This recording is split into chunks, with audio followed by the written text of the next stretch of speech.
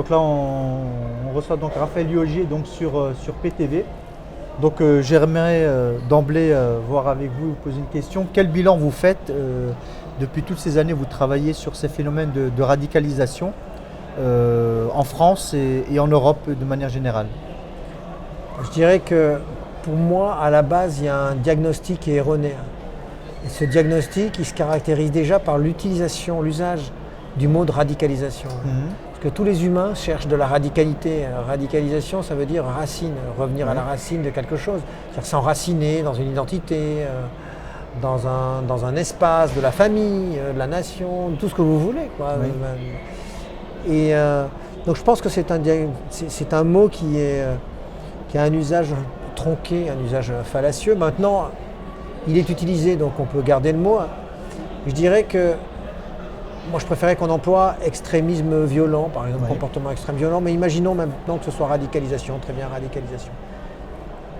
Je crois que le diagnostic est erroné parce que on voit mal, on est aveuglé, on sent dans les discours publics en tout cas, dans les discours publics, les discours même, parfois les discours médiatiques, mais le discours des hommes politiques, on est aveuglé par cette espèce d'angoisse de perte identitaire qu'on retrouve en Europe et qu'on retrouve en France en particulier.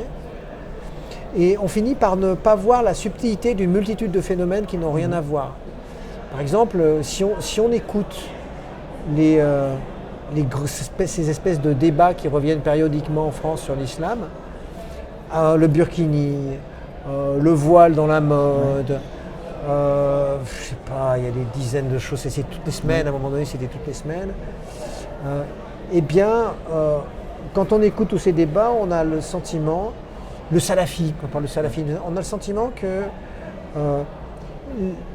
il y a une continuité entre tous ces phénomènes et le terrorisme. Alors que il n'y a pas, enfin je ne veux pas dire qu'il n'y a pas de lien absolument, mais en fait il n'y a pas de perméabilité entre ces phénomènes. Ça veut dire que par exemple, on observe qu'il y a des mouvements salafistes qui sont très radicaux, de néo-salafistes, parce que c'est des choses très nouvelles, des gens qui veulent ressembler à des bédouins du 6e, 16e siècle, et qui ne sont pas du tout violents dans leur comportement physique, avec le désir d'en découdre avec la société. Ils vont vous considérer comme impur, pas vous saluer, pas vous serrer la main, donc ça pose peut-être des problèmes sociaux, mais ce n'est pas du tout le même problème que celui du terrorisme. Or, quand on écoute le gouvernement, on a le sentiment que le salafisme, c'est le premier pas vers le terrorisme. Et là, en faisant ça, on se prive par exemple d'indicateurs. Des gens, ces salafistes qui ont fait de l'arabe classique, qui faire pousser leur barbe pour les hommes ou qui mettent un voile intégral pour les femmes, eh bien, on peut dire qu'ils ont du mépris, voire de la détestation pour un autre groupe de gens qui sont des individus acculturés, désocialisés, qui ont souvent des problèmes relatifs à ce que les psychologues appellent l'individuation. C'est-à-dire la difficulté à se définir comme une personne virile et forte, qui fréquente les salles de musculation plus que les mosquées. Et ces gens, moi, que j'ai appelés, on m'a beaucoup critiqué, les nouveaux ninjas d'islam. C'est des groupes qu'on a vu apparaître dans les années 2005, 2006, 2007, 2008, 2009. Eh bien, c'est eux qui sont les bataillons potentiels des djihadistes. Et s'ils vont ensuite dans des mosquées, et des mosquées salafistes, c'est pour habiller en quelque sorte leur projet, mais ils ont déjà un projet violent en tête. Et ils pourraient être repérés par les salafistes qui les détestent parce qu'ils disent que c'est des faux croyants, ils sont pas. Mais comme on a visé, comme la politique du gouvernement a visé les salafistes, on s'est privé des gens qui auraient pu les dénoncer dans un sens, même du point de vue de la sécurité. Donc tout ça pour dire que, quand on dit radicalisation, il faut comprendre que il y a cette espèce il y a ces individus un peu désocialisés qui sont visés par Daesh, qui a compris qu'on pouvait entrer dans les failles de la société française pour mobiliser ces gens, et que le pouvoir français, au lieu d'évoquer le moins possible ces délires de guerre avec l'islam en soi, en a rajouté là-dessus, dans le discours guerrier, et donc a rendu désirable chez ces gens désocialisés d'être la figure de l'anti-héros, anti-société française, parce que d'un côté il se sent stigmatisé, donc Daesh les victimise Et donc ils se sentent encore plus victimes d'un système. D'un autre côté, ils sont dans la théorie du complot, donc ils sont anti-système.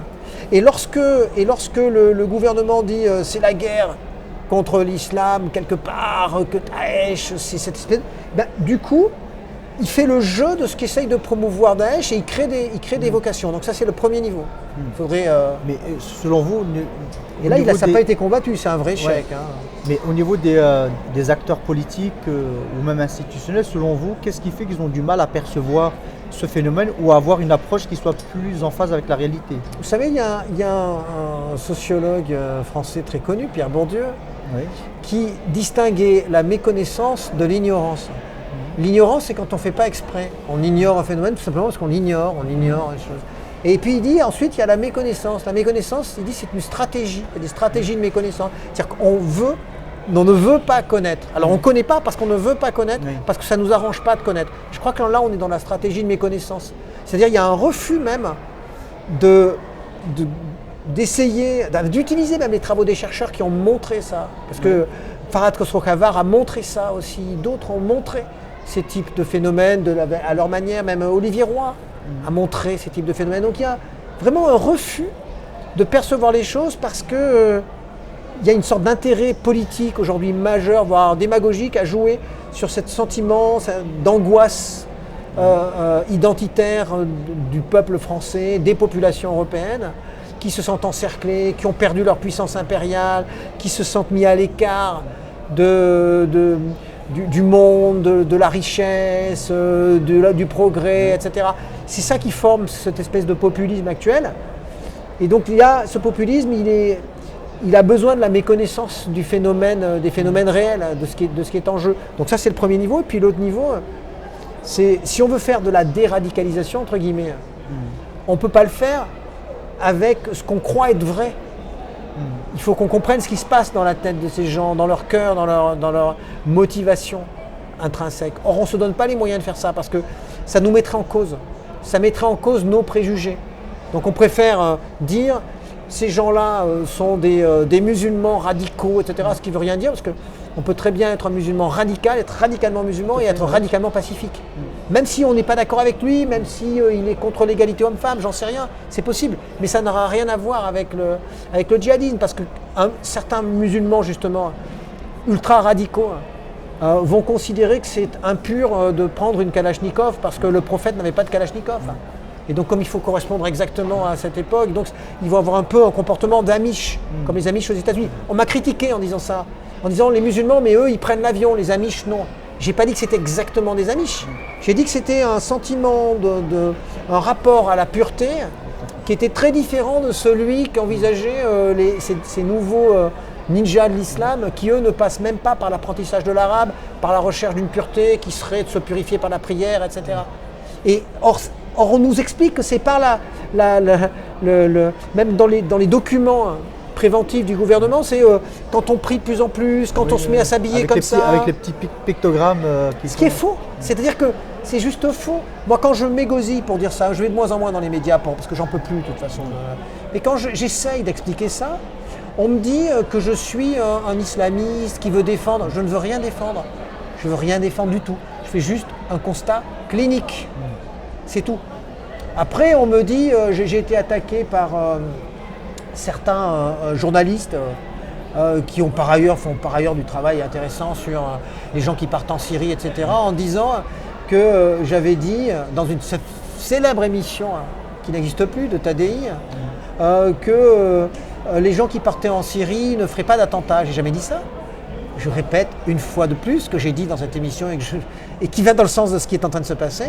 Je disais qu'il n'était pas nécessaire de partir en Syrie pour faire un attentat. Et que ceux qui partent en Syrie, non seulement ils n'ont pas tous l'idée de faire des attentats contre la France, ce que je disais déjà dans l'émission, mais c'est justement pas nécessaire. Et qu'est-ce qui se passe aujourd'hui ? Ce phénomène de déprofessionnalisation du terrorisme avec des gens qui sont juste tentés par le marketing de Daesh et qui vont peut-être pousser quelqu'un dans le métro. Là, il y a eu encore qui prennent un camion, etc. Et contre ça, on ne peut rien faire. Et jusqu'à preuve du contraire, certains de ces personnes sont des gens qui ne sont même jamais partis en Syrie. Donc, par contre, tous ceux qui font des attentats, qui soient partis en Syrie, qui ne soient pas partis en Syrie, On voit tous qu'ils ont des problèmes d'individuation, un rapport complexe, voire complexé par rapport au père, rapport familial, etc. Donc je trouve qu'on confond tout. On confond les profils des gens qui partent en Syrie, qui sont extrêmement variés, classe moyenne, qui peuvent être classe moyenne supérieure, qui cherchent l'aventure. Les profils de ceux qui font les attentats, qui ne sont pas les mêmes et qui ont des profils plus spécifiques. On nous dit que c'est pareil, mais en fait c'est pas pareil. Donc si on veut déradicaliser, entre guillemets, il faut savoir quel type de radicalisation, à qui on s'adresse, quel type de frustration, comment reconstruire du récit. Si on ne fait pas ça, ça ne sert à rien. Et si, ça c'est en aval encore, mais si en amont, on n'arrête pas la mise en scène sociale qui rend désirable le fait d'être un anti-héros, il ne faut pas ensuite aller chercher en aval, une fois que le mal est fait, à déradicaliser. Donc il faudrait que le processus soit complet. Je crois qu'effectivement, on a raté ça.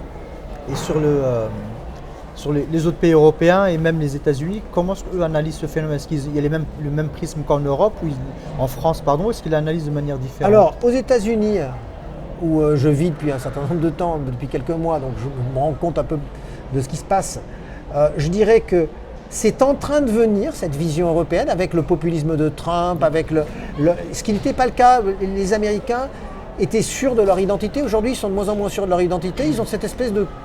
Ils sont touchés par ce qui touchait le complexe européen. Donc ils sont dans ce délire de l'encerclement, ils ont peur de tout. Et donc oui, ça commence à venir. Alors qu'ils étaient très pragmatiques avant sur le sujet. Maintenant, d'autres pays européens, si on prend l'exemple de certains pays scandinaves comme la Norvège, où le sujet est traité de façon moins névrotique, beaucoup moins névrotique que les Français. Mais je dirais quand même que d'une manière générale en Europe, il y a un problème vis-à-vis du rapport qu'on entretient à l'islam d'un côté et ce qu'on considère comme étant le terrorisme de l'autre. C'est un problème parce que, on n'arrive pas à comprendre ce qui se passe dans la multiplicité des développements de l'islam européen. Et 2, on fait le jeu du terrorisme, c'est-à-dire que en fait, les politiques sécuritaires sont des politiques d'insécurité.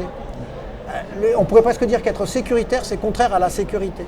Je vous dis, on s'est privé d'indicateurs. Ces fameux salafistes qui sont visés par Daesh, qui est meilleur sociologue que le gouvernement français, qui sont visés parce que, oui, ils ont une théologie qui va être anti-violente, même si elle ne nous plaît pas, parce que, et qui est aussi viril que ce que propose Daesh, mais au sens du combat sur soi-même, de l'ascétisme, du retrait du monde, toute une série de choses. Et du coup, ils jouent sur le même marché de jeunes que Daesh, mais c'est le principal risque pour Daesh pour ne pas recruter, qu'on le veuille ou qu'on ne le veuille pas. C'est pour ça qu'ils sont visés en priorité par Daesh. C'est ce que j'ai dit depuis longtemps. Mais on se prive de cette force-là, on se prive parce qu'on ne veut pas connaître, à nouveau je dis, c'est une stratégie de méconnaissance. Peut-être une dernière question. Pour les acteurs associatifs, qu'ils soient musulmans ou autres, je dirais, de quelle manière ils pourraient, eux, être alertés, ou quelle piste de réflexion ils pourraient développer pour être plus sensibilisés à ce phénomène-là? Moi, je pense que les acteurs associatifs, il faut qu'ils développent leur connaissance de la narration. Parce que les êtres humains sont des êtres narratifs, des êtres qui se racontent. Même quand on adhère à une religion, on adhère à la narration de la religion, on s'identifie. Pourquoi est-ce que beaucoup de musulmans s'appellent Mohamed? C'est parce que ce sont des figures qui sont des figures importantes. Et donc il y a une sorte d'assimilation morale pour jouer un rôle, etc. Il faudrait comprendre quels sont les héros de ces gens, à quoi ils s'identifient. Ceux qui l'ont très bien compris, c'est Daesh. Et Daesh l'a très bien compris à tel point que dans Dar el-Islam, le magazine en ligne de Daesh à destination des Français francophones, donc en français, on voit très bien qu'ils entrent dans la narration de ces jeunes, dans leur désir de devenir des héros, qui croisent une éducation qui n'est pas du tout celle de l'arabe classique ou du Coran, mais plus celle des jeux vidéo, de devenir des super-héros, etc. Et donc on voit qu'ils arrivent à croiser un rapport à l'islam assez superficiel finalement avec ce désir-là d'être héros. Donc les acteurs associatifs, il faudrait qu'ils se mettent dans la peau de ceux qu'ils veulent aider. C'est difficile, mais qu'ils se mettent dans la peau en essayant de comprendre ce qu'est. D'accord. Merci Raphaël Auger pour cette interview.